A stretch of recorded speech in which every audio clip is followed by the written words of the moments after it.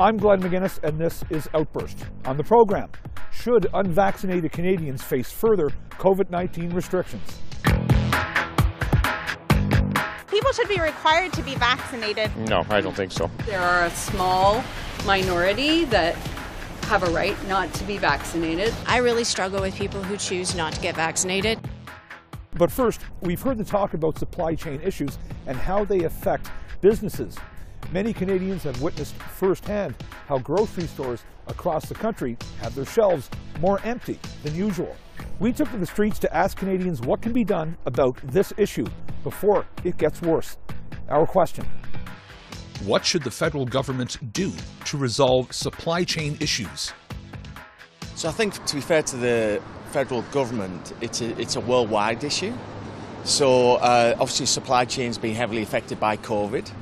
So I think once COVID is resolved, supply chain issues will resolve. But at the same time, they should look at port congestion and the ability to move product from ports across the country. Yes, there are some issues with supply chain, but I feel that a lot of it has actually been overblown. And as an Albertan, I feel that specifically in Alberta has been used as a bit of a political hot potato to say, oh, look, everything's horrible and that kind of thing. And yet it actually hasn't been that bad. I think you have to be a little bit creative about finding certain things, but or be a bit more patient, or you can't always get the exact one product that you want. But honestly, it's not like the grocery shelves are bare, and they're not. I think they're working on it. Yeah, I'll leave it up to the experts. But that's the role of government, to come up with solutions. Well, it seems to be a global thing, so I really don't know if the federal government can really do a whole lot about it. I would just say don't panic too much, and hope things kind of work out as we kind of come out of COVID. Consider the stakeholders that are impacted by that and ask them for what their insights are, because I would imagine they probably have a better idea of the logistics and everything that goes into that. Right now, with the vaccination requirements for the truckers, I think they should do something about that, definitely. Right, straighten that one out. That's a big problem. Supply chain. A lot of it is, I think some of it's out of the government's control, but, you know, they definitely need to look at things that'll make things easier for people to get their goods across the border. People should buy locally. I mean, I come to the farmer's market, there's plenty of fresh produce, there's no empty shelves. Buy local. I was having the same issue with meat, like it was non-stop. So what do? I have to find an alternative way to eat like tofu, more vegetables and stuff like that. Yeah, it's not good. Well, it's all about supply and demand, right? So if you don't have that product on the shelf, there's got to be a reason why. So it could be because it's a trucker thing, right? There's no deliveries. I'm more concerned, to be honest with you, about retail stores that don't have products and have nothing on the shelves, that it's small mom and pop stores that they don't have anything. So I think we should be worried about them and not big box stores. I'm not gonna lie, the shelves are pretty empty right now. People don't have a lot of patience waiting in the long lines right now. It gets a bit hectic sometimes. What do you think we should do about that? Add more staff. I feel like these businesses need to reinstate their staff. You know, people need the money right now and they need to work, and for the beneficial of the public, we should have more staff on hand. I haven't had any trouble. I've seen less, but it's not caused me any real troubles yet. For those people that are having that problem and not being able to get things, what do you think the federal government should do about it? Well, I like the idea of the truckers doing their protests, and hopefully they just continue doing their jobs, and we all just do the best we can until it gets back to better than normal. I've never been to a store yet that I wanted something and it wasn't there. So I think that the stores are doing okay. I think they can increase the minimum wage to support the people who work for minimum wage, and so that they will be able to make a decent income so that they will want to work at grocery stores and things like that. I think there's two aspects to the problem. One relates to the supply chains, and one relates to the safety of the grocery store workers. With respect to the requirement for vaccination, I personally support it, and but for grocery store workers, I think that you know, they could increase their wages. There has been absenteeism, and but there's also been a lot of illness too, I think. At the benefit of what? At the cost of what? You know, and right now when you have people that aren't involved in that suffering, getting their rations and whatnot, it's kind of, you know, I think it loses part of the support that you could put into it, you know? I think they can increase like the traffic, you know what I mean, for the food right now, because I mean, doing this, the truckers, they're the one bringing the food in, right? So if they can't get across the border or bring merchandise anywhere, they can't do their job, which means a shortage in the groceries. So they could do something about it right now instead of letting this keep on going, because clearly there has to be a change that has to be done. So because people got to eat, right? Everybody's got to eat. So I think like if they allow them to do their thing again, to work, like go across the border and all over, I think the food is going to come back up. You know what I mean? Tension on the Russia-Ukraine border has garnered the attention of NATO allies and the world. For Canada, helping Ukraine is certainly a priority, but what that help should be would depend on who you ask. Canada has not committed to sending troops at this point, but they are helping with training troops in Ukraine, as well as offering the country a $120 million loan. But are we doing enough? Our question. How should Canada respond to the crisis in Ukraine? Stay out of it. That's my response. Don't get involved unless you really have to. There are different stories from both sides of the situation, multiple sides and multiple perspectives. As a Ukrainian immigrant, I consider myself more Canadian, but I'm providing context so that I'm looking at the situation objectively. And, you know, Canada has always been a peaceful country, and I would like to see Canada continue being a peaceful country. And we don't know the entire story between Ukraine and Russia. There are multiple stories to the same situation, and media portrays different propaganda from their own points of views. My suggestion would be, you know, get involved if you really have to, but at the end of the day, it's a situation between Russia and Ukraine, something that they could resolve without getting other countries involved. And if we can, you know, reduce the involvement from other countries, the better it is. We don't want another World War III, please. As a former vet of the Canadian military, basically I think we had enough wars all over the world with Canadians, Americans, all NATO allies. We basically getting killed and coming back home to the family. I think they should just try to do it in a more diplomatic way, instead of sending military presence to start another war, which in it can be bad. So my take on it should be done more diplomatically. Interfering in a Russian-Ukrainian dispute, I don't think Canada's involvement is necessary now. You know, we could provide some sort of aid if that was necessary, but as far as a military action or something, no, I don't believe we should be involved in that. I think if we have the means to support someone who's in need and the power is completely imbalanced, I think we need to use our resources. You know, for a privileged country, we need to support people who don't have the power.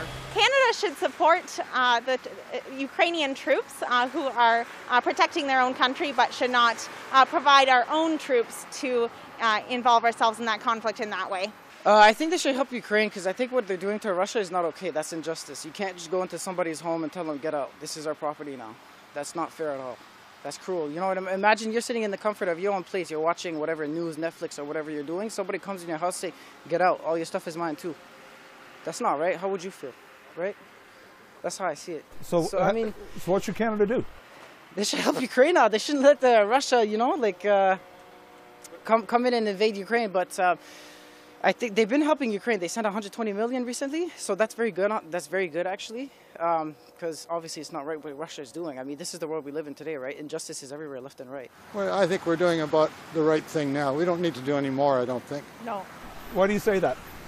Well, there's a lot of players involved here, and we don't want to get too aggressive with Russia, and so I think we'll just stay steady as she goes. But you cannot have a country just decide they're going to invade another country and let that go. There has to be some response. I'm not sure negotiations, sanctions, just the threat of another army being there, but you can't just let that go, because basically if all you do is hold back and hold back, it just emboldens the more authoritarian countries to do what they want. I think any solution there is going to be diplomatic. I think really kind of ratcheting up military tensions, I don't think is really going to be good for the situation over there. I would say keep with the path of diplomacy, and don't escalate things militarily through either rhetoric or arms sales. I think it's a question because obviously Ukraine's special for Canada because there's a lot of people with Ukrainian heritage. But at the same time, what we should always consider is what's in Canadians' national interests, and hopefully we don't want to get dragged into a European war. And I think the Europeans need to step up and manage things in their own backyard. At the same time, I also know that we as a country are not a military power by any stretch of the imagination, and so there's limitations on what we can do effectively. But I do think that we need to do more than go, yes, we stand with Ukraine. And that may require a more significant engagement than we are currently doing, and actually put some teeth behind the rhetoric. As much as I hate the idea of getting involved in conflict, this is not I can't help but see some serious parallels to 1938 Czechoslovakia. And is appeasement really the wise choice when you have a very aggressive leader who is threatening the sovereignty of another nation? Well, I think they should definitely put a front up, against it, right? The imminent maybe invasion from Russia. It's always never good when somebody tries to take over another country. Yeah, for sure. We're part of NATO, so work with the NATO alliance and do what the rest of the group thinks. I think they still have to be negotiating. I think they still need to negotiate, see both sides, and hopefully smart people will come up with a solution.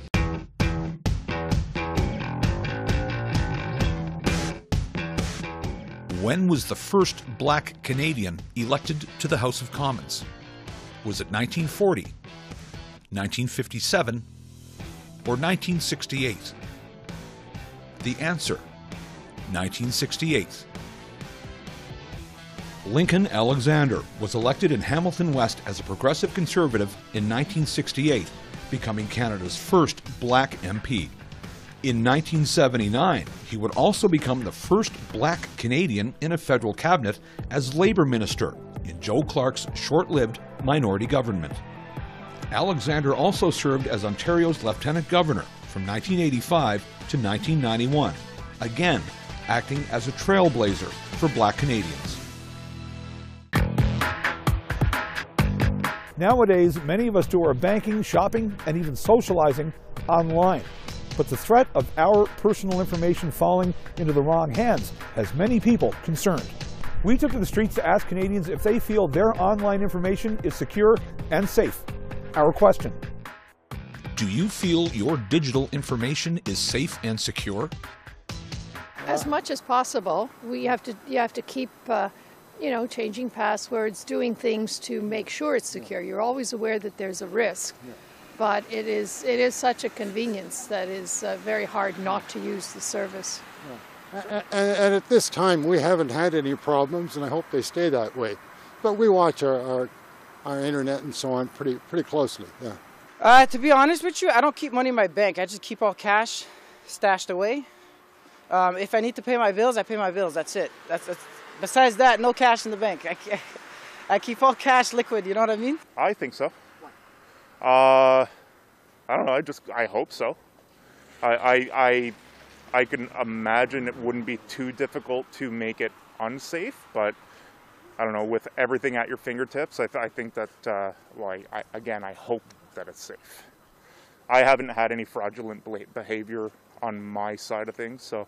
I think there is a level of insecurity about anything, any kind of endeavor, any living in society that you have to do. You give up some of your security for the sake of getting things done, right? But at the same time, I don't think that everything is secure in any sense of the word. I think there are many vulnerabilities online, so you always, have a sense of caution when doing things online. So. Don't think there's any such thing as perfect security. It's hard to say. I'd probably say no. Just given our kind of world is on the phone now, and it just comes down to who has access to it. And like a lot of these social media companies we're aware of have access to everything. So do I think it's secure? No. But sometimes it also comes down to the person. And I guess companies are getting better at, you have the option now on Apple phones to, pick whether or not you want to give your information away to like certain apps and whatnot. So it's getting better, but I don't think it's completely there yet.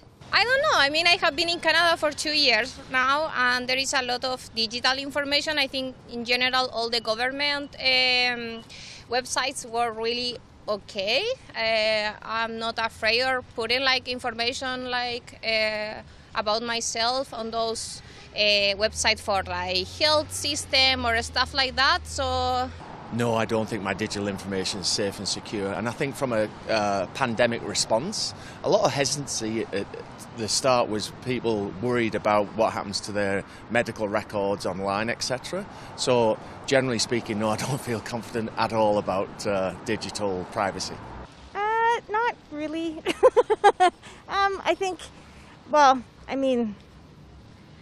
not a millennial, so I don't post a lot of stuff online or Twitter or post everything that I do. I don't think it's safe. I think there's too much that people can look up about you now. Every time that we engage with a free product online or service online, we are giving that's not free, we're giving our information in exchange for whatever service is being provided. Like we're giving our information to Facebook, we're giving our information to Twitter, we're giving our information to YouTube, we're giving our information to all sorts of other products, and they are gathering that, and we sign those contracts, and I think that is terrifying. Well, I have very secure passwords. I make them very complicated, and I don't share them with anyone. I'm very hesitant about giving my information out to people. I really ask, is it necessary? And just try to understand, what are the risks with me giving my information out? Everybody from Google to the government probably has a pretty good idea what my search history is at this point. So, hey, I'm an open book, though. So I just feel like we're kind of being tracked. Just like when I talk about something, you'll see it in my algorithm. It just comes out without even me searching it. I would hope so, yeah. Do I think it is?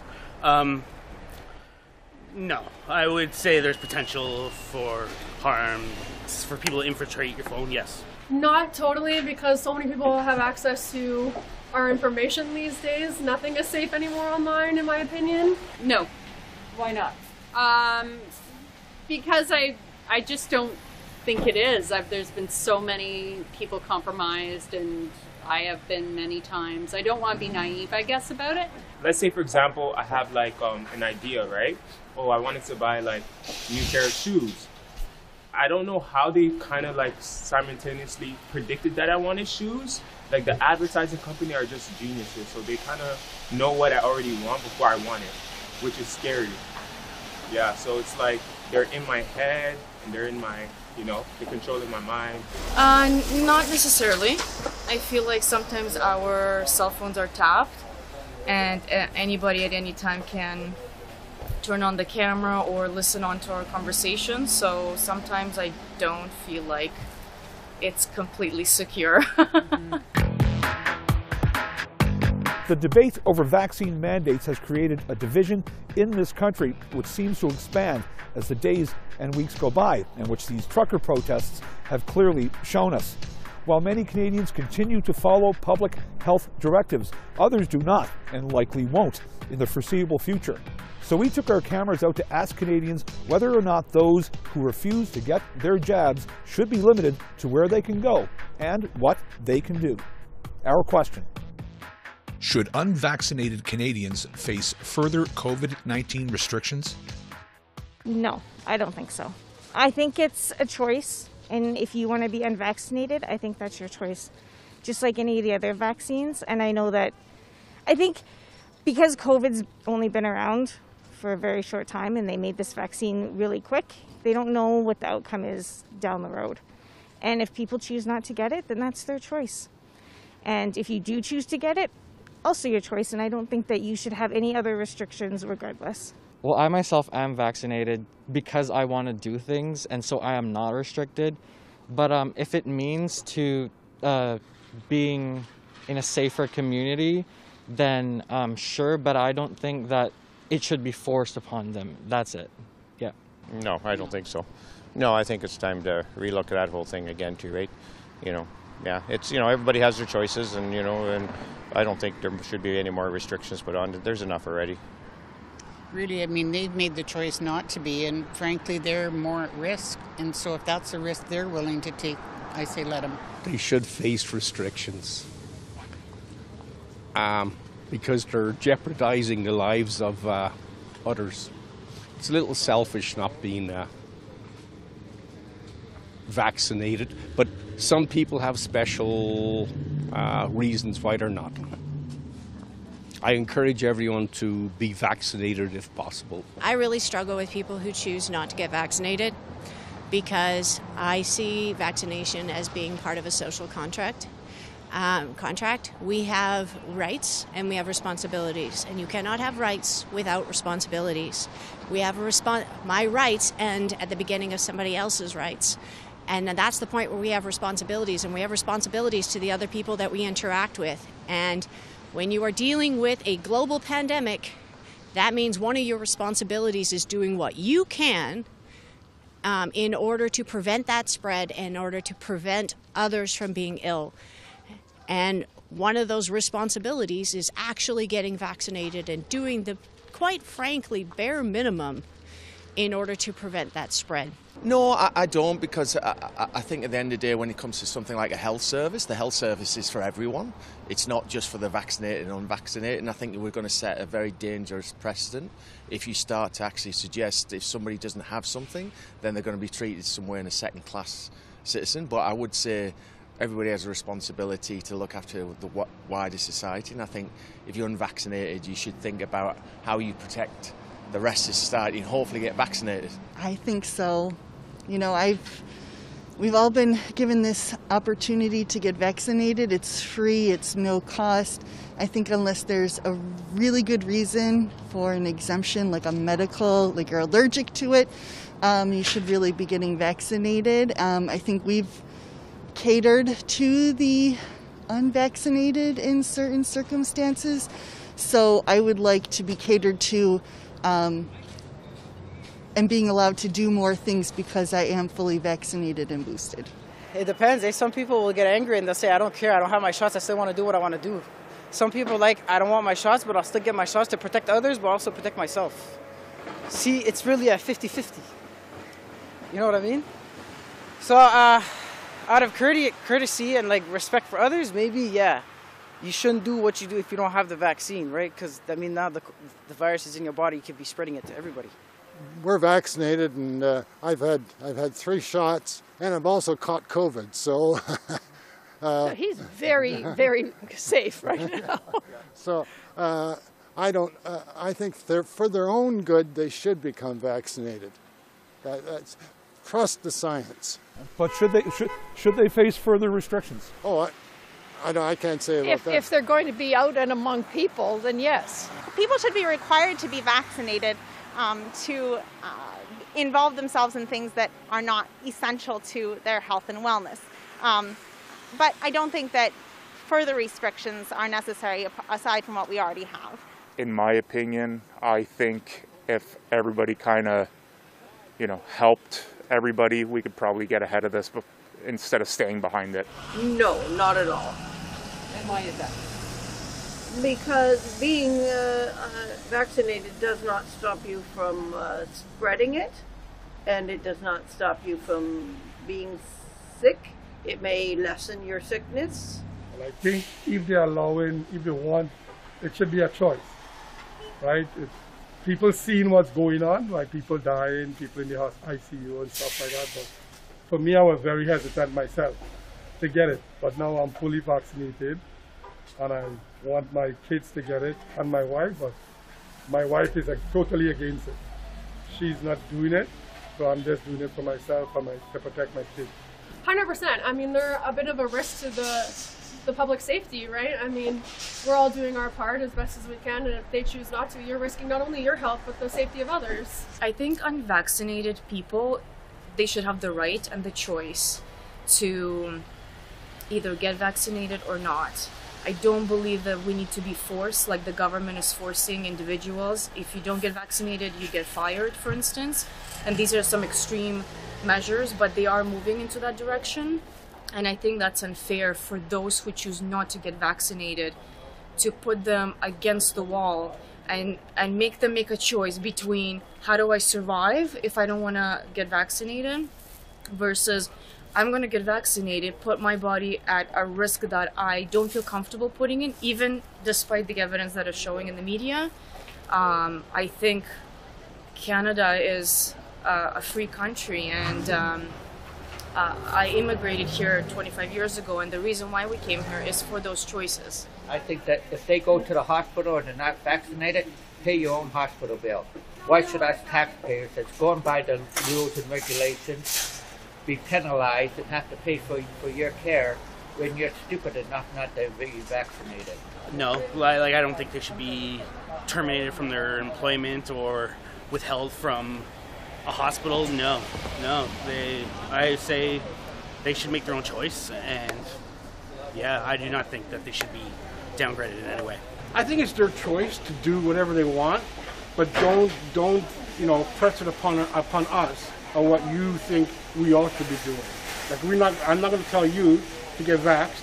Don't tell me to not get vaxxed. So if everybody stays in their own lane, I think we all should be good. Thanks for watching this episode of Outburst on CPAC. If you have any comments about this show or any other show, you can find us on social media. You can also find us on our website at www.cpac.ca.